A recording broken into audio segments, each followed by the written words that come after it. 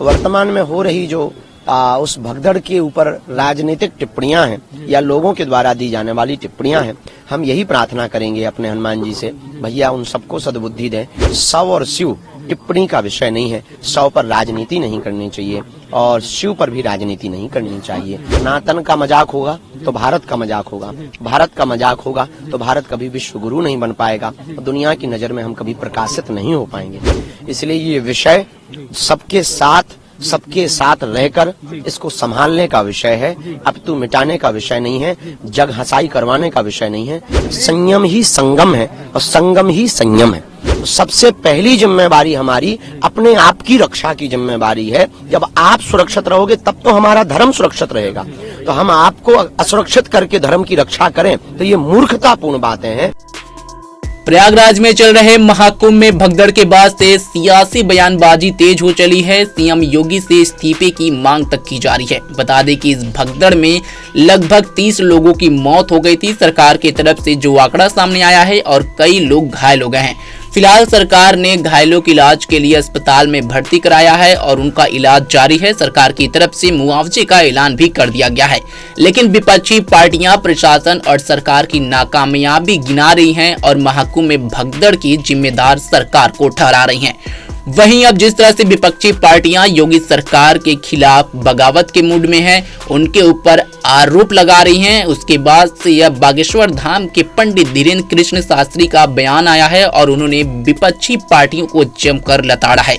आप भी सुनिए कि पंडित धीरेन्द्र कृष्ण शास्त्री ने महाकुंभ में भगदड़ को लेकर राजनीति करने वालों को क्या जवाब दिया। निश्चित रूप से बहुत ही दुखित, हृदय विदारक, आत्मा को झंझोरने वाली ये घटना मौनी अमावस्या के दिन हुई है। चूंकि पूर्ववत वीडियो से हमने सबको आवाहन किया था, सावधान किया था कि यहाँ भीड़ बहुत बढ़ गई है, जो जहाँ है वहीं से स्नान करवें ताकि किसी भी प्रकार की अनहोनी ना होवे और लोगों को सनातन धर्म पर मजाक बनाने का अवसर ना मिले। वर्तमान में हो रही जो उस भगदड़ के ऊपर राजनीतिक टिप्पणियां हैं या लोगों के द्वारा दी जाने वाली टिप्पणियां हैं, हम यही प्रार्थना करेंगे अपने हनुमान जी से, भैया उन सबको सद्बुद्धि दें। शव और शिव टिप्पणी का विषय नहीं है। शव पर राजनीति नहीं करनी चाहिए और शिव पर भी राजनीति नहीं करनी चाहिए। तो यही प्रार्थना है कि आप सब ये प्रार्थना करें कि हमारी सनातन परंपरा, देखो सनातन का मजाक होगा तो भारत का मजाक होगा, भारत का मजाक होगा तो भारत कभी विश्व गुरु नहीं बन पाएगा, दुनिया की नजर में हम कभी प्रकाशित नहीं हो पाएंगे। इसलिए ये विषय सबके साथ रहकर इसको संभालने का विषय है, अपितु मिटाने का विषय नहीं है, जग हंसाई करवाने का विषय नहीं है, सबको डांडस और आत्मबल देने का विषय है।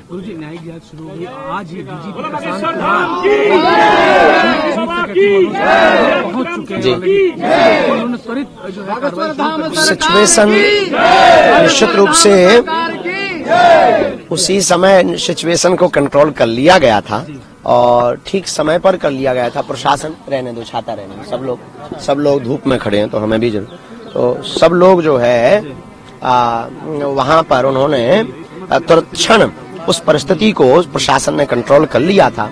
निश्चित रूप से प्रशासन की अपनी जो भूमिका है व्यापक है, अद्भुत है, उसकी व्यवस्था पर हम उंगली नहीं उठा सकते हैं। उनकी जितनी सामर्थ्यता है उस सामर्थ्यता के अनुसार पर एक साथ करोड़ों लोग आ गए।